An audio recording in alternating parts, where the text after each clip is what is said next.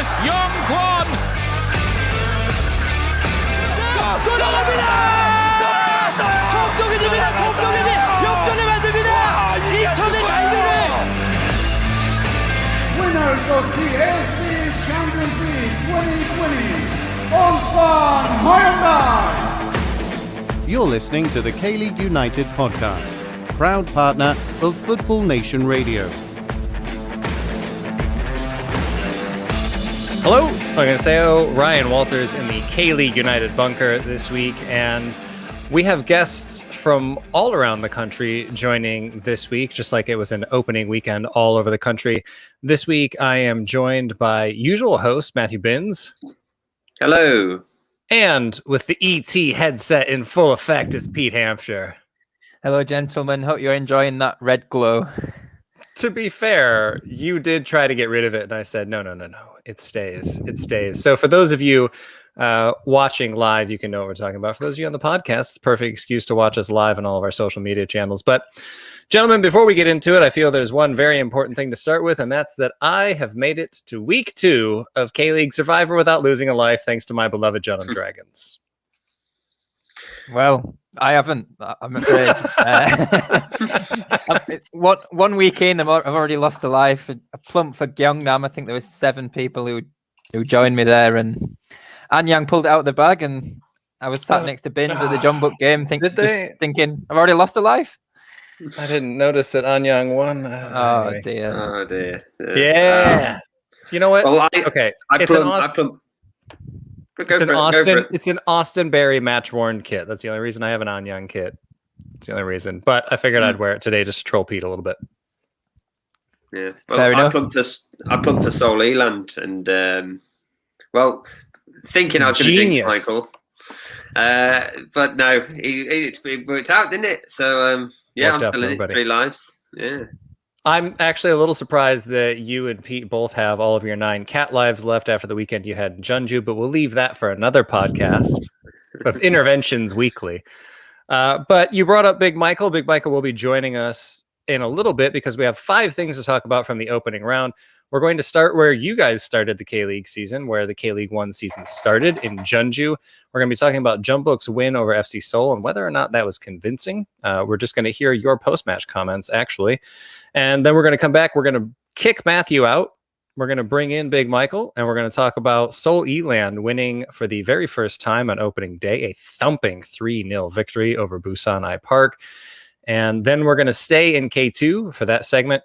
We're going to talk about FC Anyang, and the surprises started early in K-League 2 because the very first match of the season saw an upset with FC Anyang beating Gyeongnam FC. We should say promotion contenders Gyeongnam FC. We'll take a quick break, and then we're going to be back to talk about Ulsan. Speaking of destroying, oh my.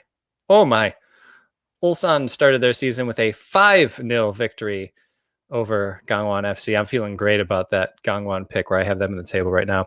And then we're going to finish things up talking about the U22 rule and all of the confusion and the ridiculous amount of substitutions it caused. And then we're going to have the mailbag. So, gentlemen, without any further ado, before we hear from you more here live, we are going to go to your post-match coverage from Jeonbuk versus Seoul. But before we do that, Matthew, was there anything that you really wanted to get in about this match before we kick you out and bring Michael in? Well, Jeonbuk made it 10 wins. Not 10 wins, but unbeaten in 10. Defeated FC Seoul again. Yeah, it's a great weekend. Great opener. Yeah. And the last time that they lost on opening weekend was some plucky team from down south named the Gyeongnam Dragons. Go on, Dragons. Anyway, here's what Matt and Pete had to say post-match. The first half wasn't exactly a classic, Peter, was it? Yeah, the first half was really easy. I thought before the game that FC Seoul would have a good chance today. Ki Sung-young started well, but clearly not match fit because he got taken off after around 35 minutes. And that's the part of the game where I thought Seoul's control of midfield left, actually, when Ki was withdrawn. But then in the second, with the substitutions, Ilyachenko coming on especially, I thought Jeonbuk deserved the win. Ilyachenko came on for Gustavo. Gustavo probably building the case for his own argument to be recalled from play because Well, he missed quite the chance before the interval. Yeah, it was a header from about 6 yards out. It was a great cross in by Young, by the way. Oh, he did really well today again. Young, very reliable as always. But yeah, Gustavo missing from 6 yards, and I can only assume his heart sank when what originally looked like Ilyachenko's goal. It was announced in the stadium here as Ilyachenko's goal. It turned out it was actually Kim Won-gun who was jostling with Ilyachenko for the header and converted Kim Bok-young's cross in. But yeah, you can only feel Gustavo's heart sink it a little bit that Ilyachenko's come in, and perhaps competition for his place is going to be very high. I know it's only been one game, but judging from Kim Chan-sik's tactics today, he's going to stick with that one up front that we saw last season here at Jeonbuk. So yeah, it's one or the other. Let's just quickly mention that Barrow did get a goal. He scored it. It came on at the end. It was just a little tap in from close range, but sealed the points. And another good showing from him. Hopefully, he'll be looking for a start in the near future, depending how this under-22 rule works. But we should talk about the visitors. Park Jin-sop, new manager, FC Seoul. Did you see flashes of his Gwangju management style here today? Well, I've been building Hong Jun-ho up all winter, the centre-back, the new signing from Gwangju, and he was on the bench. But Park Jin-sop's style at Gwangju was all-out attack and just take the risk, and that's why they finished 6th last season. It didn't seem. I know they're away to Jeonbuk, so perhaps you can't do that, but they seemed a bit more reserved. Today, FC Seoul, Palisevich, I noticed, was playing very close to Park Chu-young up top. Quite a bit of a different role to what he was playing at Pohang Steelers last year, where he was a bit deeper than he was today. And he didn't get that much joy, actually, Palisevich. I think Jeonbuk nullified him well. Same for Park Chu-young, he didn't get much joy either. Yeah, I felt the work for the centre-back from Jung-ho. Kim Min-hyuk, I think Kim Min-hyuk had a very good day, and it was a very good birthday to Kim Min-hyuk as well. We were ready with we were ready with that tweet, and it was like, come on, get the goal. And no, we didn't get to use the birthday cake emoji today, but no. Yeah, I think they did nullify the threat from Palosevic very well. Do you think Seoul then are lacking a striker? Because there was always talk and they might go for Felipe. Park Jin-sop might raid his old club once more. Or do you think Gwangju are just hiding him somewhere, Felipe, to disconnected the fax machine? And I wouldn't blame them, because if Felipe leaves as well, then Gwangju are really in the mire. But I think they 100% need a different option as a number 9. You see Jeonbuk today with 2 fantastic number 9s. They'll be envious of that. Because Na Sang-ho, who had a good first half today, I thought. Yeah. He can't do it all on his own. And he's not an out-and-out fox in the box striker. He's more of a creator. So they need someone to finish the chances, for sure. But still shoots of optimism if you're an FC Seoul fan. Well, I mean, the transfer window is still open. There's still chances for FC Seoul to get somebody in, and up front is probably where they should be looking. Anyway, that's it for us. They are packing up around us in this stadium, and we're probably going to have to get on. So nothing. Matthew's gone, and in comes Michael Redmond. Michael, welcome. You had something of a difficult journey to get back to Seoul, but you are back in the capital area right now, and you are back with the first ever opening day win for Seoul E-Land, a 3-0 victory. And what I want to start with was, how were you feeling in the stands at halftime when it was 0-0? So, well, can I just first say what an amazing weekend I've just had at Busan. Planes, trains and automobiles to get me up and down from Seoul. In fact, I've had flights cancelled. I've been on big night trains. It's been one of the best away days ever. And I've been following this team for 4 years now. Incredible. When it was 0-0 at half-time, I was speaking to other Elan fans before the game, and I said, we're going to nick this today 1-0. I think we're more prepared. I think we're the better team here. I generally thought we were going to nick it 1-0. Then, during the game, Elan looked very organised. I think Busan's biggest chance happened like the 43rd minute when they had a shot on target that was saved well. Kim Kun-min saved it very well. But I still thought we were going to nick it at half-time, but a completely different team came out in that second half, and they just tore Busan to shreds. Now, don't get me wrong, Busan had flourishes in that game, but you'd have thought Elan were the team that got relegated. You'd have thought they were the K-League 1 team last year. Looking at them, they were organised. They knew how to pass the ball well. They looked like a gelled unit, which is something that we saw last year. I was in my element on Sunday watching that game because I couldn't believe how well they were playing one another. Kim Sun-min just literally jumped at every single ball. He just ran for everything in that game, and I had a fantastic game. Look at it, when Lee Sang-min scores against you, there's something wrong with your side, isn't there? So, yeah, I mean, a barnstorming second half, like you say, all 3 goals in the second half. And yeah, I think for me, it's one game and it's opening weekend, but it really did show intent, I think, because we talked about this a lot preseason of how E-Land built and how they were managed to keep most of that spine together and to build on this project. Whereas Pete, we'll bring you in here. Busan didn't exactly look the part of a team that's going to be back in that promotion relegation playoff for the, 200th time in their existence.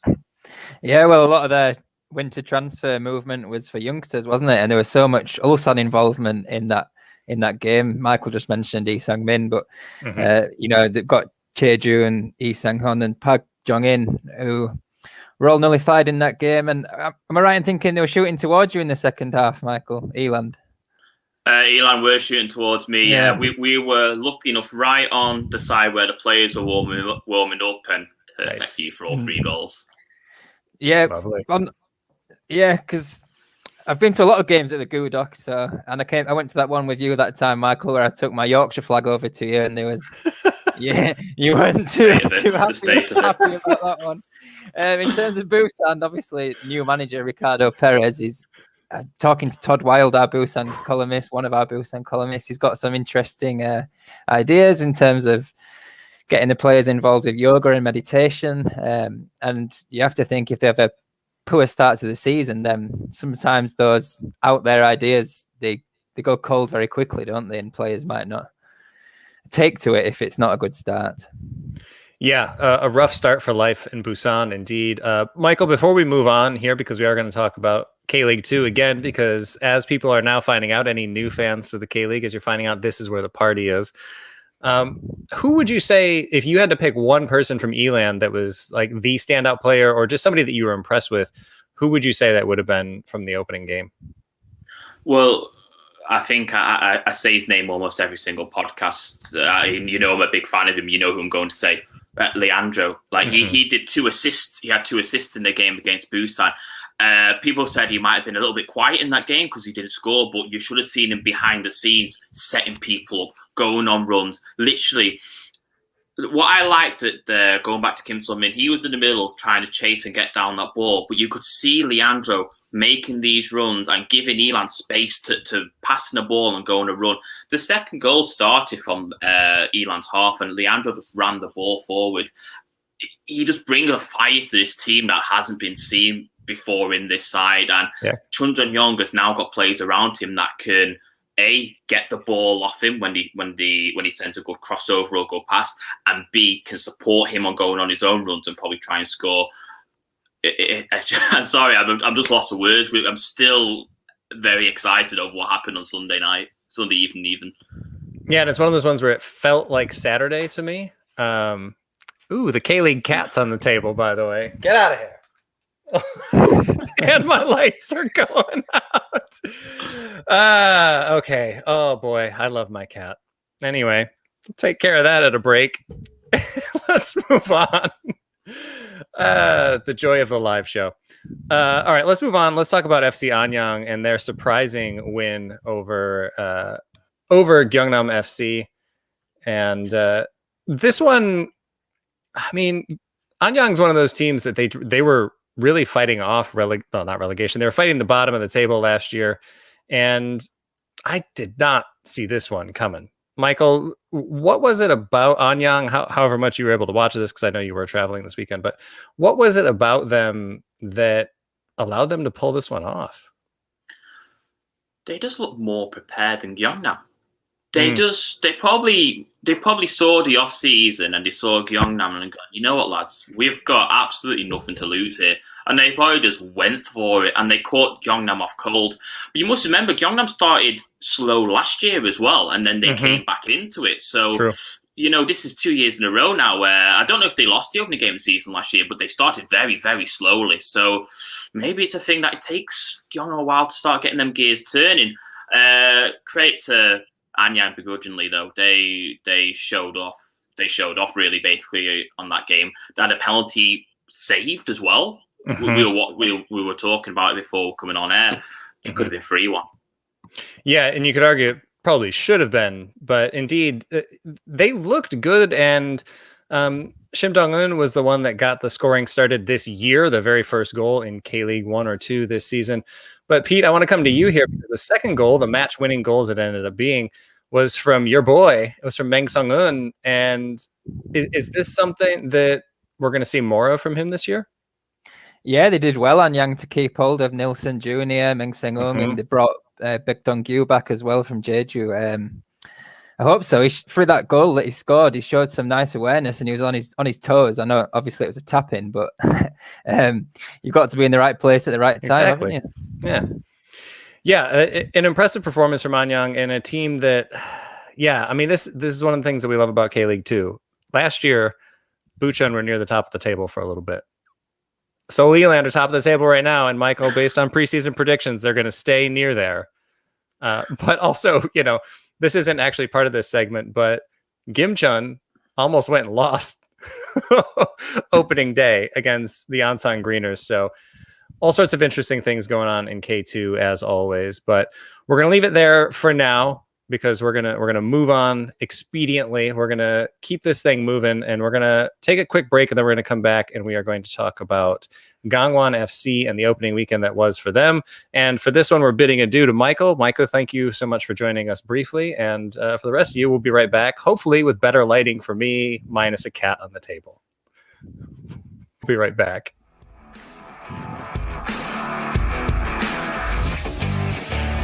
Fans, we want to hear from you. You're encouraged to email KLU at info@kleagueunited.com or tweet at KLeagueUnited with any questions, comments or reactions. Or follow us on Facebook to ask directly during one of our live shows.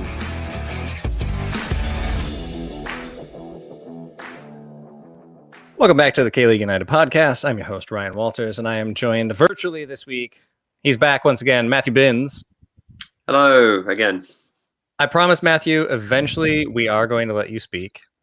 But it's going to happen this week. The cat, by the way, misses you. I do not miss him at all. Nothing. And No love towards him at all. Rude.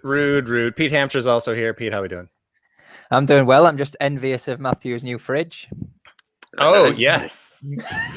Mercifully, we can't hear it in the background right now, but Matthew does have a massive new fridge in the K-League Outpost. Is that what we call it? Yeah, yours is the KLU Outpost. Yeah. Well, it's going to be the new headquarters based on the size of this fridge. I think I've got stocked up for just in case I get put under quarantine or social distancing or anything.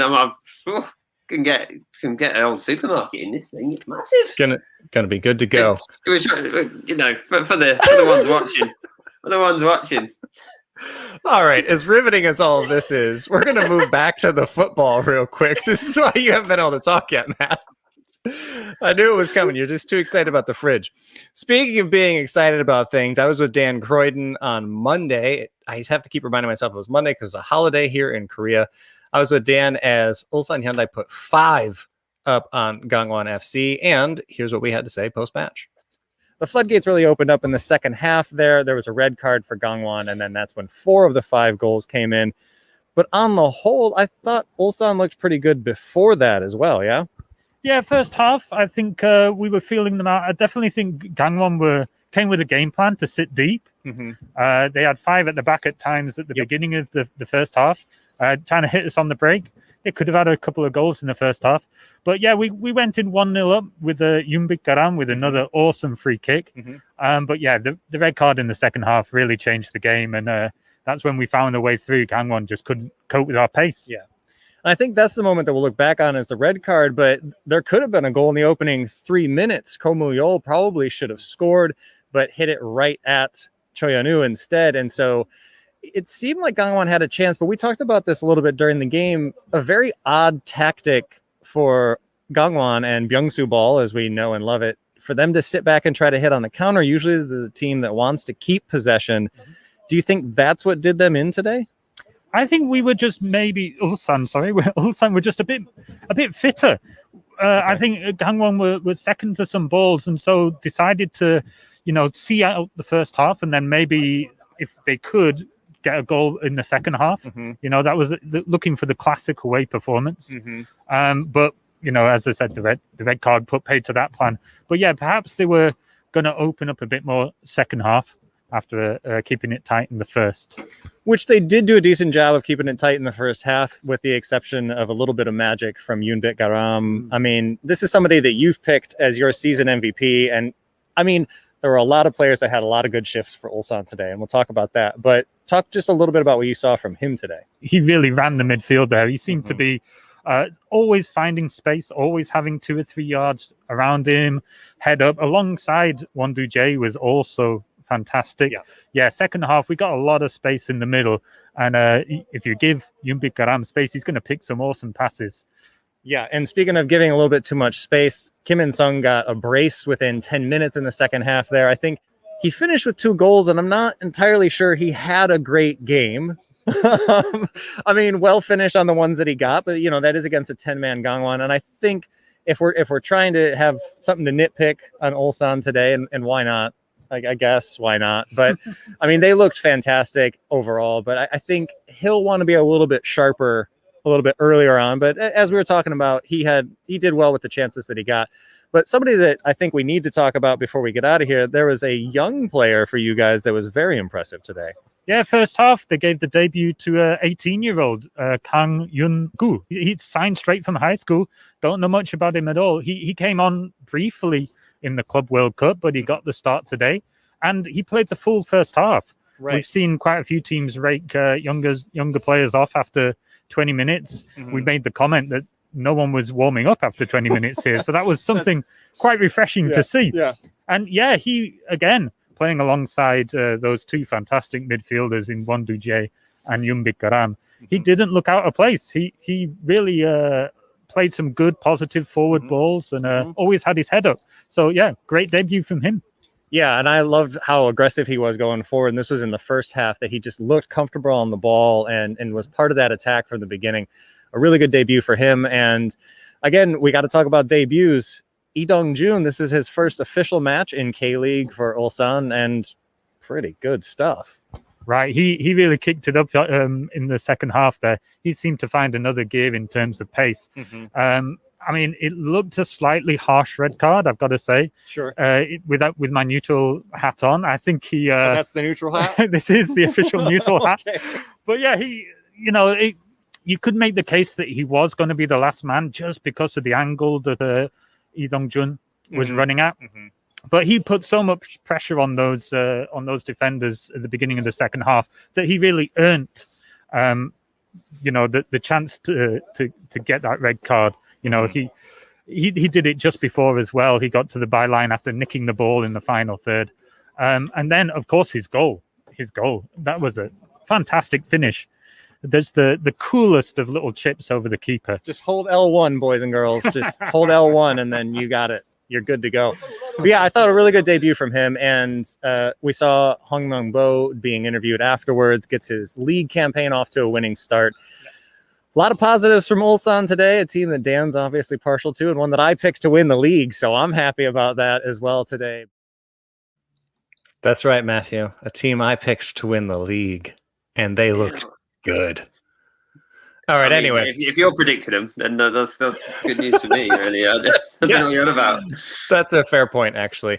All right, so something that Dan and I touched on there, something that you guys touched on post-match as well, is this U22 rule. Okay, so this is the 5th thing. This is the last thing that we're going to be talking about from opening weekend before we open up the mailbag a little bit earlier this week than usual. We are also trying to stick to the 45-minute pod that people requested preseason. We haven't done great with that. We'll see how it goes today. Anyway, the U22 rule. This was all sorts of interesting. All right, so let's just go over this. the U22 rule, as of right now, if there's one U22 player in the starting 11 plus one on the bench, that means that there's 7 subs. Okay, so if we break it down this way, if there are 0 U22 players, that means there's 2 subs allowed. If there's 1 in the starting 11, 3 subs allowed. 1 in the starting 11 and 1 is brought on as a sub, that's where we get the 5 subs allowed. And if there are 2 U22 players starting, then that means that there are also 5 substitutes allowed. All right, so it seems somewhat simple, I guess, based on that.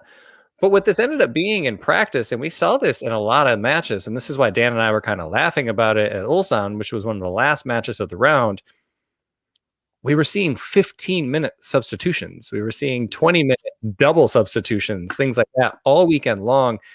And I know you guys have some opinions about this. So, Matthew, you finally get to speak this episode. Welcome. Thank you for welcoming me to the pod. Yeah, it's good. It's good to have you. It's good to have you, Matthew. You and your fridge are very welcome this week. But before you get back onto your refrigerator, what's your takeaway from this rule? Because I think in theory at the beginning of the season we thought, this might be interesting, but the way that it was implied was. Well, I think first it should be noted that it was being abused before when it was just standard 3 substitutes. Not to this extent. What has happened is by turning it into 5 subs, it's allowed for exploitation of the rule. And I think we've seen, there was 4 offenders over the weekend. But first, hat tip to Paul Neat in pointing me in the direction of this fact. But in 2020, when it was just 3 subs, there was 44 occasions where under 22 players were hauled off before half time, nearly all tactical, not due to injuries. So the 44 occasions, that's across both leagues. But still, we've probably got a couple of managers in mind who were regular offenders of that.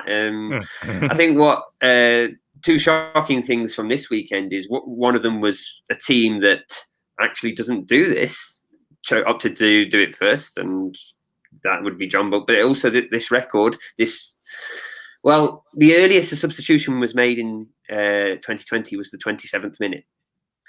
This record was broken 4 times this weekend by 4 different teams.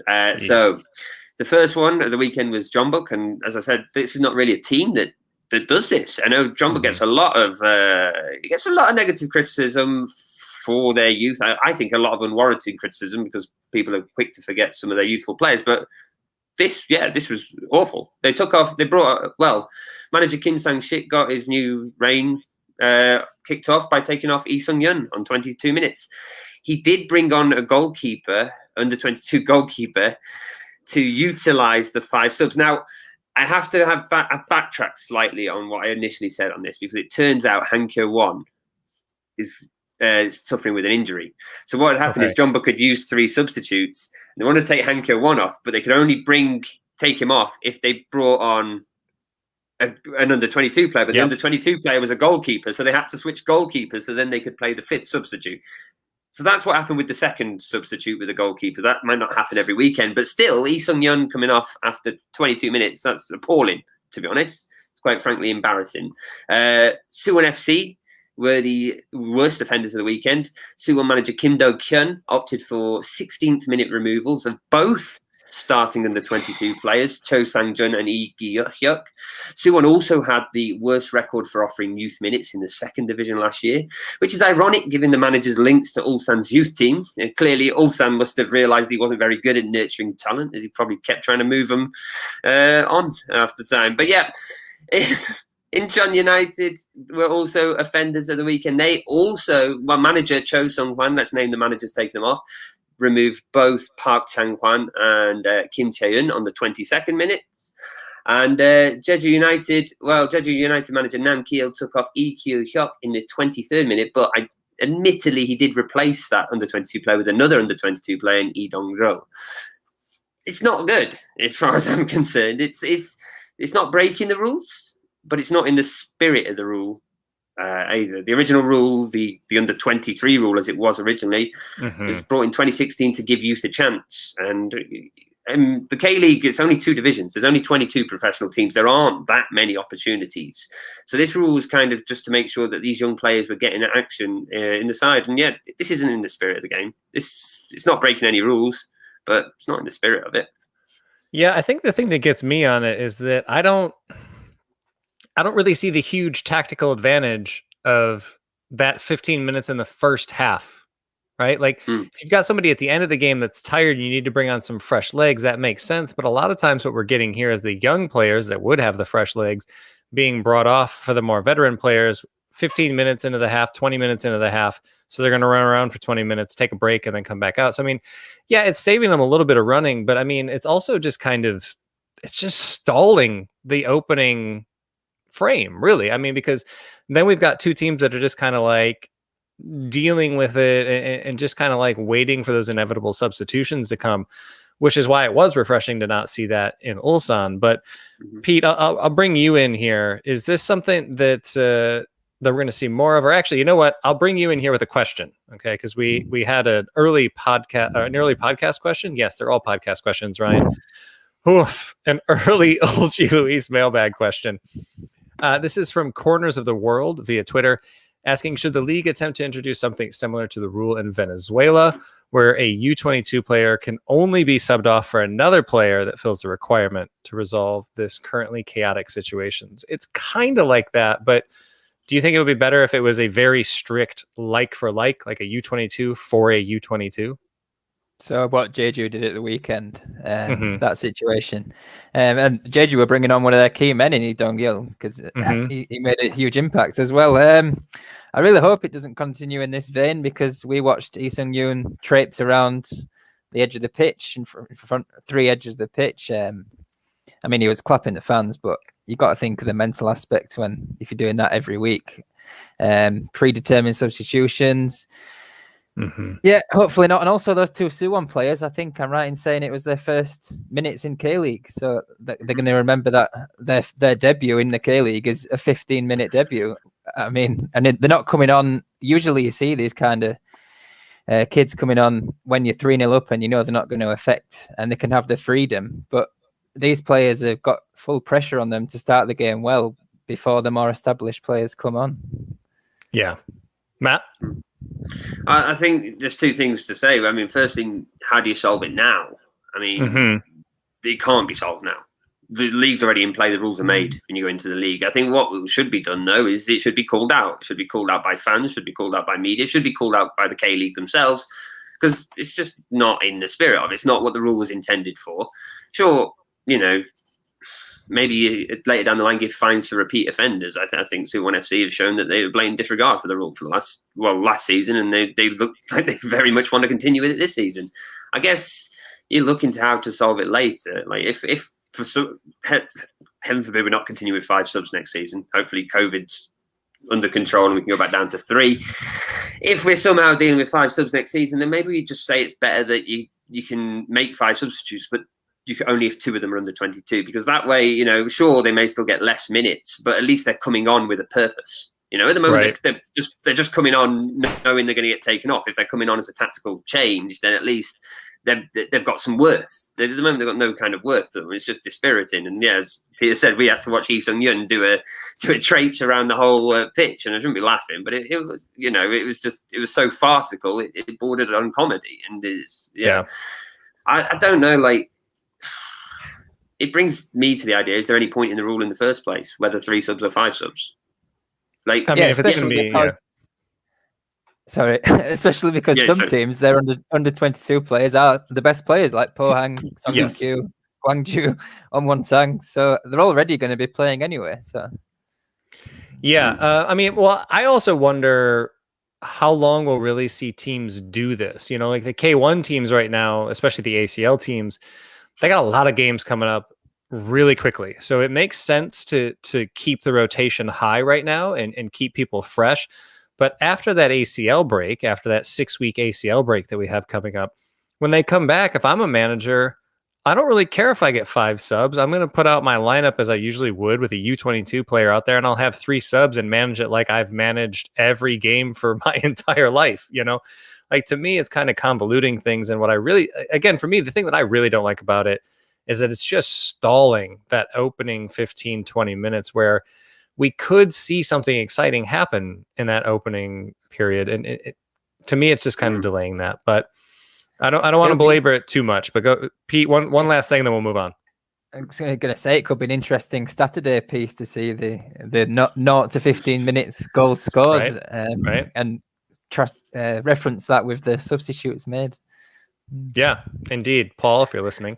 Matthew, it looks like you had one more thing, then we'll take a break. I mean, it was a couple, but I'll try and just get to one point. I mean, the positives are we have seen results on the national team front with it, I guess. Like the Asian Cup probably wouldn't have happened without the under-22 rule. And yeah, okay, there's 44 offences last season, but you know, for the most part, most teams are playing by the rule. I think the problem for me is like, also, youth players in general aren't treated well in this country, I don't think. I mean, there's rookie contracts which we've gone through in previous podcasts when we were talking about the transfer of Kim Min-jae to Beijing Guoan and the absolute pittance he was on. And I don't think, I mean, that should be an incentive enough for a team to play youth players because they can get them for nothing. Like, you know, you've got these players, but I guess that means they don't put any value in them. It's got the reverse in effect of the incentive, you know, that it's like, well, you know, does it really matter if we don't play them? Because we don't really value them in the first place. So if we don't value the players, then we don't have to play the players, put them on 15 minutes, circumvent a rule, and, you know, what does it matter? So I think it's rookie contracts. Sorry. Okay, I'll stop it. But yeah, rookie contracts as well. I just think it's also no. We're not doing rookie contracts today. We've done it before. I think we're seeing teams just stockpiling players, and the league is moving to sort that in the next couple of seasons. Squad sizes are being limited, but yeah, okay, I'm going to move on from that. Yeah, but I think ultimately warning fines, and eventually that's it. You know. All right, I'm sorry. It really annoyed me. It's a pet hate, as you might say, a pet peeve on my side of the pond, but you know. These things change. All right, we are going to move on really quickly. I see that we had a few comments come in. We'll touch on those really quickly when we get to the Ulji Luis mailbag, which we're going to open up right on the other side of this break.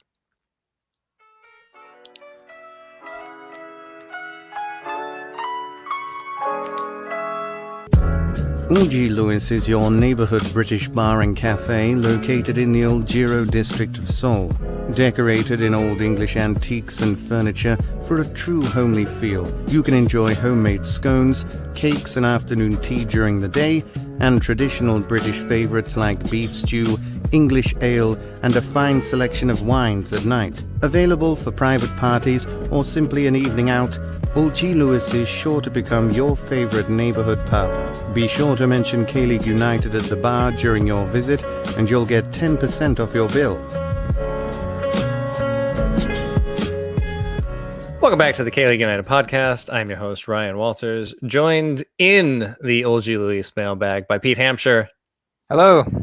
And to lead us through, he's had a break, so calm down about youth play. You're not wrong, by the way. You're not wrong. But anyway, it's Matthew Binns to lead us through the Ulji Luis mailbag.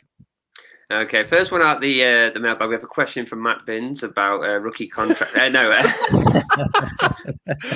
looks like a Matthew in with a Seoul? youth player. I'll find a way around it. But yeah, no.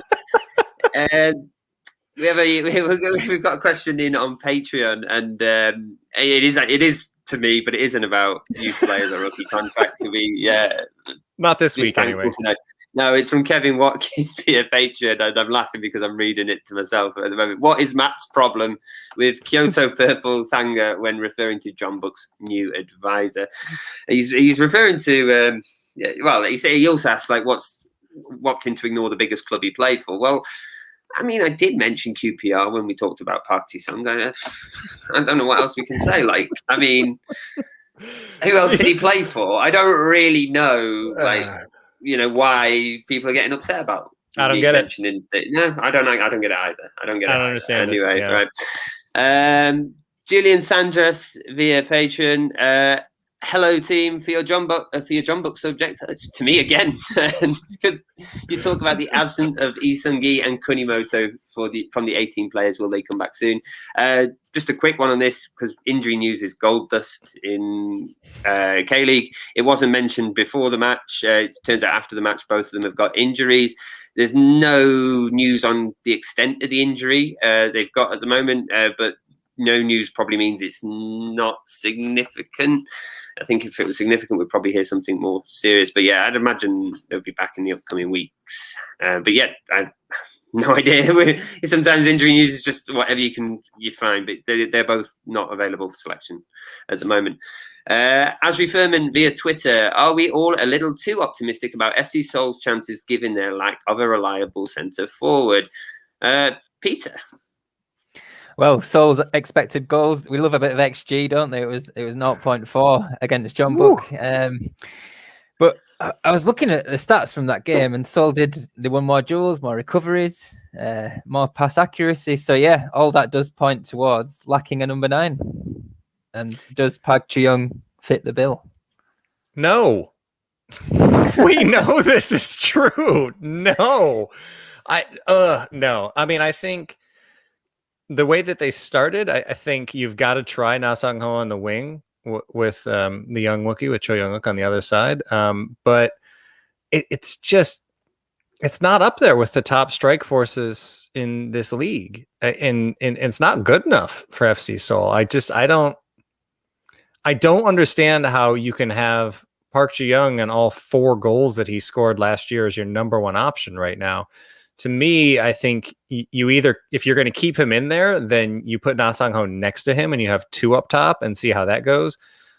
But he's proven for years that he can't really be a hold-up player. He can't do it on his own up there. He might still have something in the tank if he's got somebody with him, and that's what I thought they were going to do with Na Sang-ho. But if they're trying to fit 3 in up top, I don't see that happening. And this is yet another year where I feel like Cho Young-wook might be better off going on loan to K2 just to get some confidence, just to get some game time, to see the ball go in the back of the net. Yeah, Matthew, you mentioned this in your post-match for Seoul. The window's still open, and personally, I think they got to do something. They really need to, because there's just too much quality everywhere else on the pitch for that team, and they just really need somebody. Mm-hmm. We keep trying to push a message, don't we, for Felipe to Seoul, and he was an unexpected injury for Gwangju out of the lineup, a little niggling one, and that sometimes you see that in the end of the transfer window, don't you? Just a small little injury, a little thigh strain, and the next thing you know, he's up front with Park Jin-sop again. Yes, please. Yeah. Then Todd Wild via Twitter comes in with, who is worse in the air, Jeju Air or Lee Jong-hyuk? This goes back to the segment we had Michael on for. Michael's flights back from Busan was canceled, and so that's where this one comes from. But Lee Jong-hyuk, oh man, he had a couple of golden opportunities to get Gyeongnam the lead, and wasn't doing it. I'm not going to besmirch Jeju Air. If you're listening, Jeju Air, I would never say anything bad about you. In fact, I might say nice things about you if you wanted to. Anyway. Then you can maybe you want to besmirch Michael, because the alternative question from Todd is, who is worse at catching things that move in the air, Michael Redmond or An Jun-soo? No comment. I'll just leave that one. Final question in from Daejeon Citizen FC Brazil. If you could change one team from your original predictions after round 1, which team would it be in K1 and K2? Pete. You put me under the bus first. Well, I'm actually quite happy with how my predictions are going, but I think I put Pohang down to 6th, and I was quite impressed with them at the weekend. So maybe push them above Suwon Blue Wings, perhaps into 5th. And for the K2, I put E-Land 4th and Daejeon 3rd, so maybe swap those 2 around. Apart from that, pretty happy. Yeah, I think Seoul being 3rd might have been a little high in K1, but it's a long season. There is still a transfer window to go. So, No, I'm not. I'm not shaking after 1 week. I'm sticking to the table predictions for now. We'll see how it goes. Go for Seoul E-Land first and FC Seoul 12th, based on what I saw at the weekend. No, I'm going to stick at the moment. I'm a bit worried about Daegu in third. They did not impress me as much as I thought they would this weekend, but I'm going to stick with them. You know, Ulsan's top of the table after 1 week. We know it. You can't judge anything. Nothing lasts like this. So that's the end of the mailbag. Just got to get in your pot shots at Ulsan. All right. Well, as you noticed there, a couple of those questions came in via Patreon, and Patreon is booming right now because we have Survivor back up and running there. If you do want to start, you can still join. You'll be down 1 life because we all had to put one on the line this past week. But if you want to get involved with that, that does start at the $1 tier. And speaking of patrons, we had quite a few come in this past week. So a very big welcome to Sophie S., Michael Boroff, Jared Sellers, Alex Holiday, Jonathan Olszewski. Thank you. Nailed it. Someone just known as Tok, T-O-K maybe. I don't know. And Nathan Vinda or Winder. I'm going to hope it's Vinda just because I like the way that sounds better. So sorry if it's not that, Nathan, but welcome to all those new patrons and their best shots at staying alive in Survivor. And Matthew, can you tell them what else they could get? Well, we also have a few exclusive editorial pieces. There's some daily news briefings from Paul, although they are moving over to the weekend podcast, which you can catch every Friday on usual podcasting channels. We still have Saturdays coming out every Saturday. Statistical pieces on a Saturday. That's the pun. Koreans overseas, and we have pub quiz questions. Apparently, I'm writing them. We will have pub quiz questions eventually. But there's also full player interviews. There's podcast extras, lots and lots of things going there. Discussions after matches, discussions before matches for patrons and writers. Tiers start as low as $1, but there's $3 and $5 tiers available. That's right. And if you'd like to listen to this podcast live, you can do so every Thursday down on Football Nation Radio in Australia. And if you subscribe via iTunes, Spotify, Google Podcasts, TuneIn Radio, or wherever you download your podcasts, because we're 1 week behind, I will say that you can still enter to win this. Got it with me this week. This Ulsan Greeners kit from their inaugural season. I'm sure people are loving seeing Ulsan and Anyang together at the same time from a Gyeongnam fan. I don't have enough shame to care about that. But anyway, if you want to win this, we'll give it 1 more week. So you can leave us a review for the podcast and you can get in on that. Next month, we're going to pick a different kit. So this is the very last chance to get involved with that. But for right now, for Pete Hampshire and Matthew Binns, I'm Ryan Walters. Thanks so much for listening.